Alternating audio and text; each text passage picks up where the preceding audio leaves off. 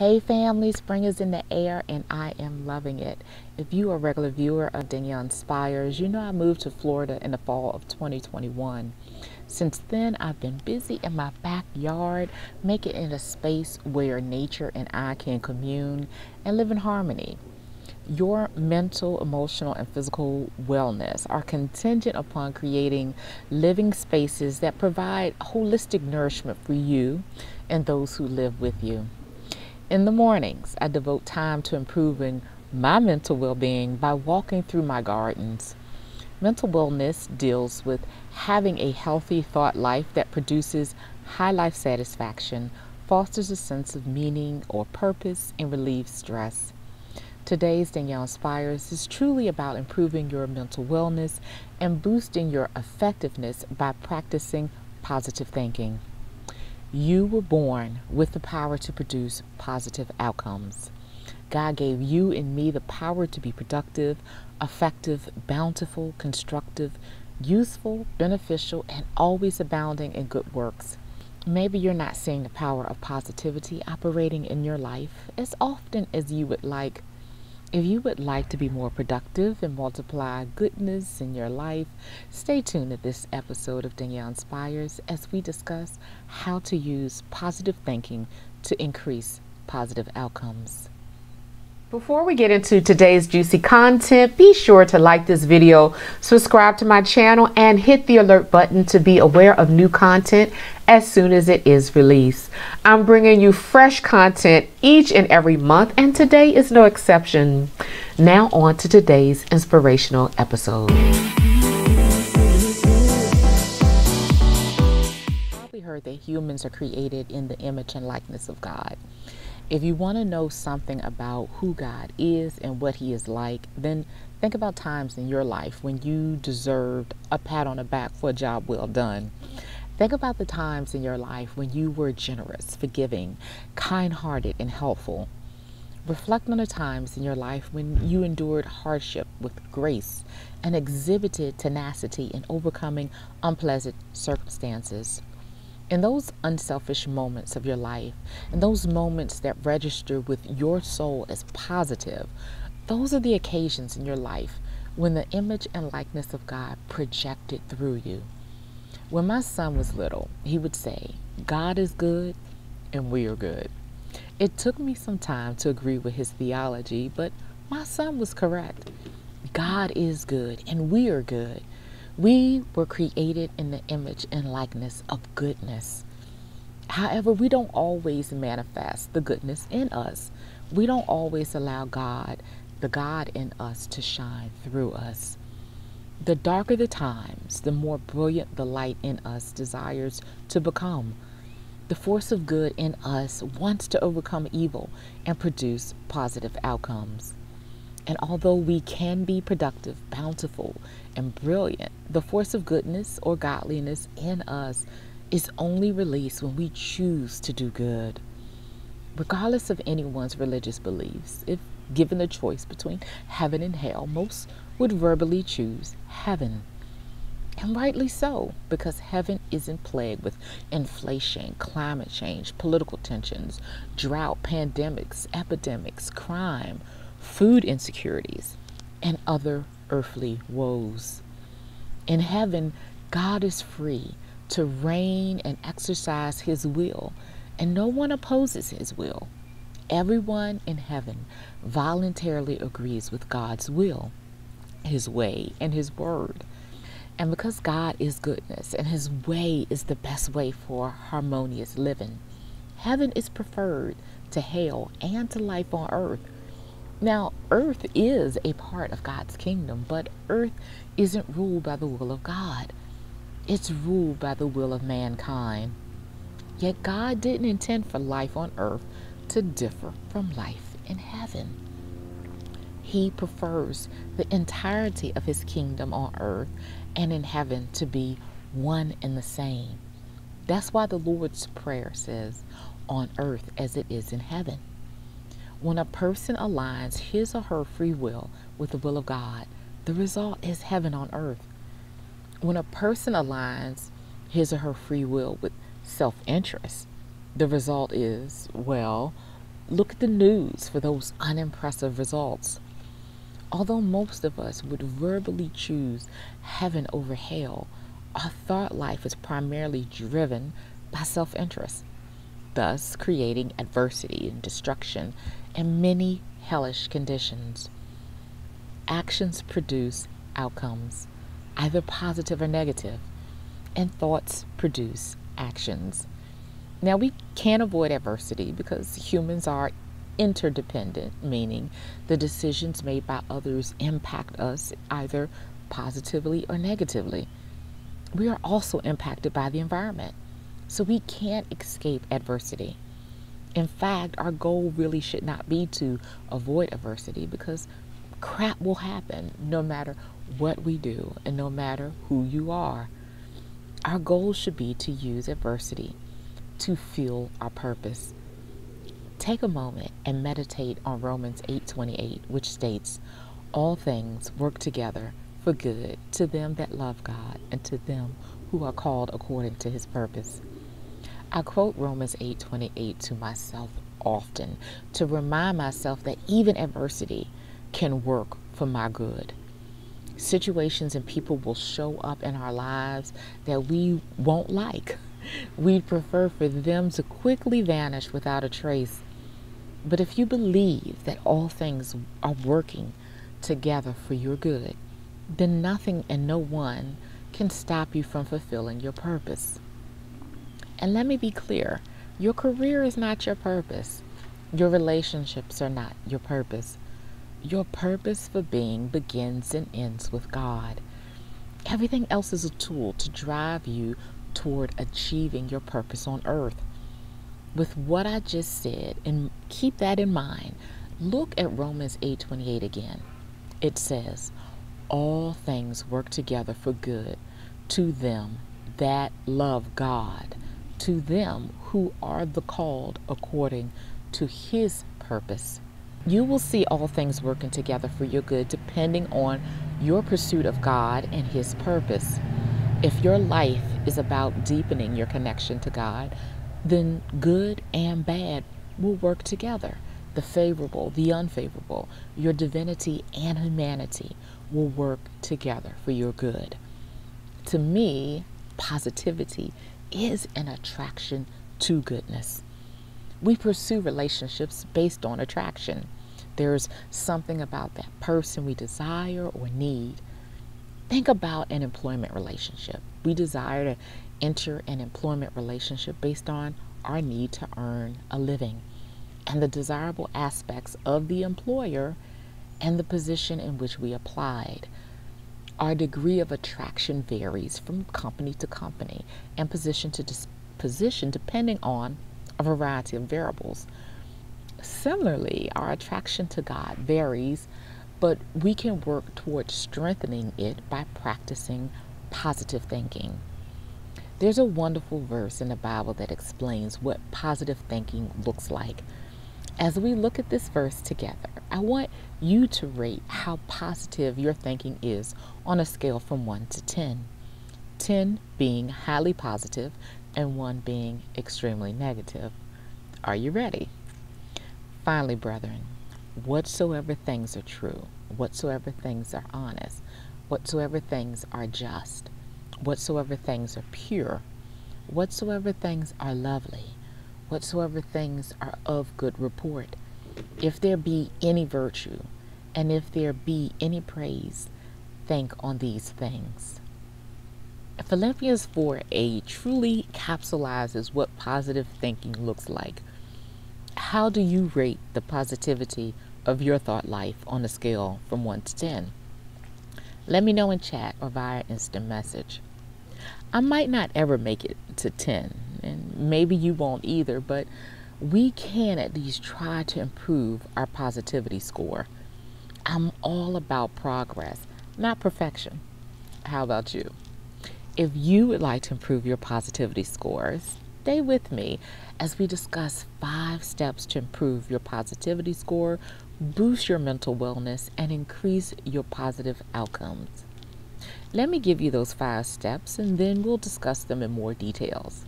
Number 1, Release your will to control factors out of your control. Number 2, focus on factors within your control. Number 3, think empowering thoughts about how to achieve the results you desire. Number 4, exercise your power to do good incrementally over time. Number 5, take time to learn more about the goodness of God. Let's unpack the 5 steps, starting with number 1. Release your will to control factors out of your control. Negative thinking directs your attention to factors you cannot control.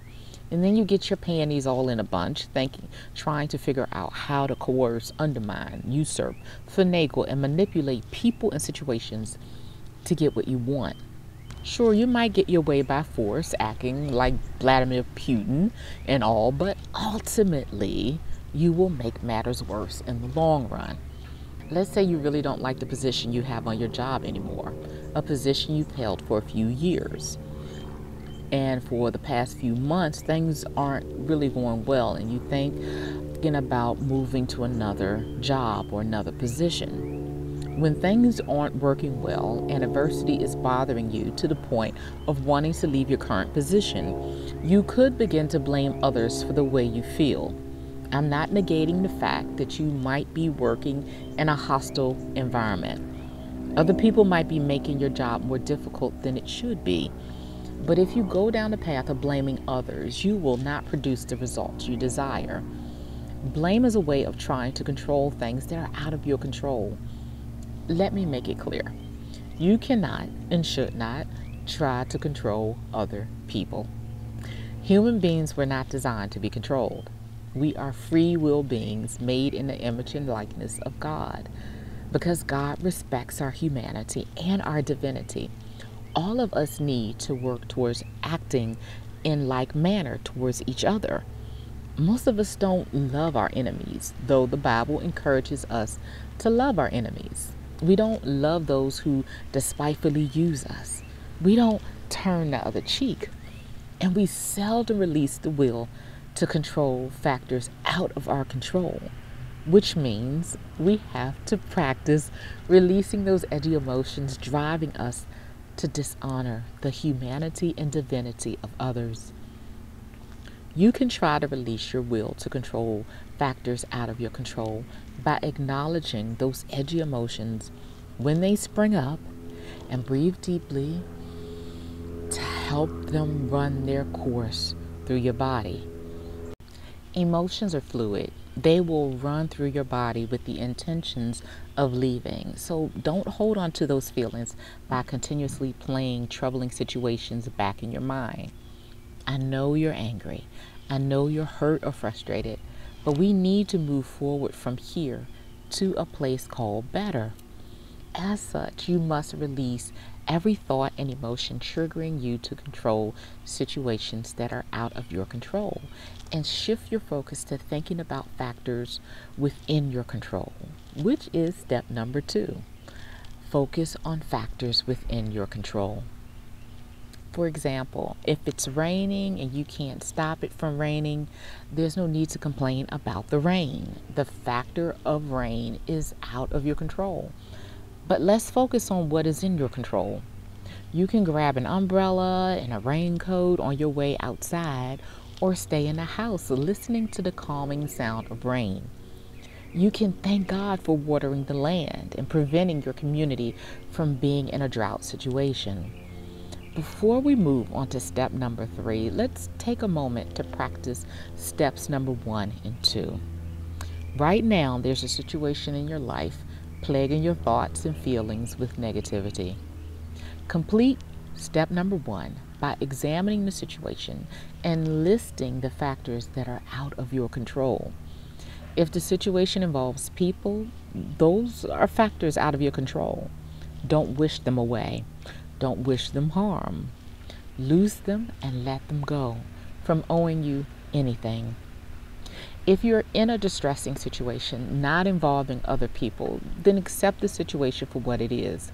Don't blame yourself. Don't blame life. Own that you don't like what's happening and let those negative emotions run their course. Give yourself no more than 7 days to get over it. If it takes less time than that, that's fine, but don't take more than 7 days to accept the situation. Once you have embraced the unpleasantness of the situation, it's time to examine the factors that you have under your control. Don't think about how change will come. Only focus on making a list of what is in your control to change. After you've completed steps 1 and 2, your thinking will shift from being reactive to being proactive, and you will begin to experience the power of positivity, preparing you to complete step 3, which is to think empowering thoughts about how to achieve the results you desire. The energy of positivity wants to flow through every aspect of your life to enhance your well-being. Positive thinking produces positive results, and positive thoughts are empowering thoughts. They build confidence within and enlighten your mind to see a path forward. When faced with challenges, empowered thinking looks for optimal solutions. Our thoughts will travel all over the place if we let them, taking us to random places for hours on end. We can, however, exercise more discipline in our thought life by directing our thinking toward positivity. Remember Philippians 4:8. It describes what positivity looks like, explaining that whatsoever things are true, whatsoever things are honest, just, pure, lovely, of good report, virtuous, and praiseworthy, that we should think on these things. Empowered thinking takes positive thinking to another level because it's more strategic. It involves thinking positive thoughts that will help you overcome specific obstacles. For example, if you're short on cash, then reflecting on how beautiful the weather is will put you in a positive mood, but it won't solve your cash flow problem. To overcome the obstacle of cash shortage, you need to empower your thoughts about wealth, prosperity, financial freedom, and abundance. Maybe recite some prosperity affirmations or scriptures to boost your confidence about overcoming financial difficulties. What do you need to overcome? Perhaps it relates to money, your health, your family, or your career. Whatever the challenge, be strategic about how you use positivity. You want to target the problem with the right thinking thoughts that work as an antidote to whatever is troubling you. Now that we've locked in on the right thinking, you need to follow up with the right actions, or step number 4, which is exercise your power to do good incrementally over time. No matter how dark the times, no matter how bad the situation, goodness exists inside of you. 7.9 billion people are alive on planet Earth, and each of us is capable of doing good every day. As a united front, humans could overcome global problems and heal our lands, but we don't always choose to do good. Our well-being and the well-being of nature and our fellow man aren't always a priority. However, every day presents opportunities to exercise our power to do good and to do what is right. The goodness in you is a hero. Maybe not a superhero, but definitely a hero capable of making small, incremental, positive changes over time that eventually add up to significant life improvements. A little goodness here and a little goodness there diminish the space in which evil can rear its ugly head. My backyard is sort of an example of exercising my power to do good incrementally over time.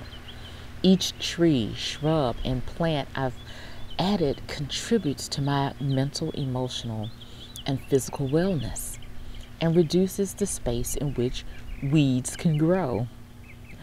Underutilized space gradually receives a wholesome purpose. The plant life in my backyard is young, but will mature in time, taking up more space, producing more fruit, and contributing to the ecosystems in which I can thrive with nature. I want to encourage you to exercise your power to do good. I'm not asking for huge outpouring of goodness, but just a little goodness here and there, consistently, and increasing a bit more as you're ready. Number 5, take time to learn about the goodness of God. If you want to boost your positivity frequency, study the works of God from history, but more importantly, pay attention to how His goodness unfolds around you each day. In those moments when I stand in awe of the goodness of God, all my perceived problems shrink and sometimes totally disappear. Toxic emotions dissolve and I feel carefree. I feel like I can overcome any obstacle. It's like I experience heaven on earth and all seems right in my world.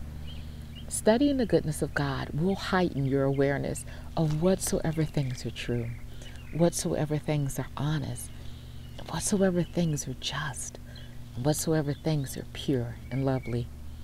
Way too often we focus on the works of the devil and his evil deeds and his evil henchmen marching through the earth, wreaking havoc.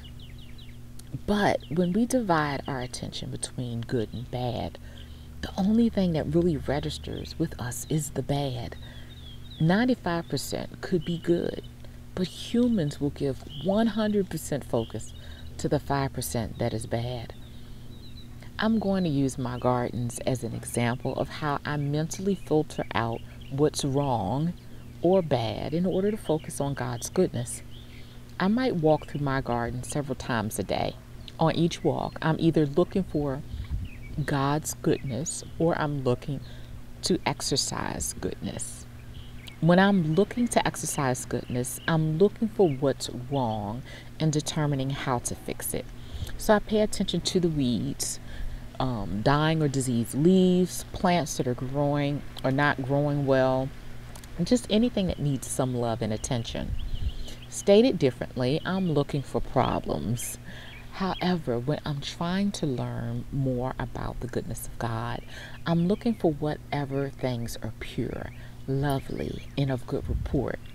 I try to avoid doing both, looking for problems and looking for God's goodness, because the problems will overshadow God's goodness in my mind and weigh on my psyche. While I'm looking for good things, I will also see things that need to be fixed. But I release those issues as I see them. I don't let those problems hold any emotional or mental space. Then when I go back on my walks looking for issues that need my loving hands, I feel more empowered to solve those problems. I'm more prepared to deal with whatever I face. Even if I don't know how to solve the problem, I don't feel overwhelmed by uncertainty. Well, there you have it. 5 steps to improve your positivity score, boost your mental wellness, and increase your positive outcomes.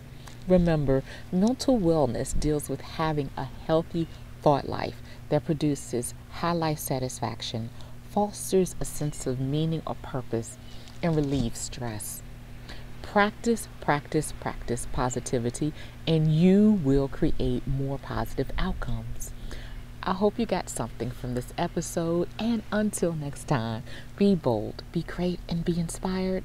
I'll see you again soon. Thank you for joining me for another episode of Danielle Inspires. If you haven't done so already, be sure to like this video, subscribe to my channel, hit the alert button so you are aware of new content as soon as it is released, and share this video with those you love. See you soon.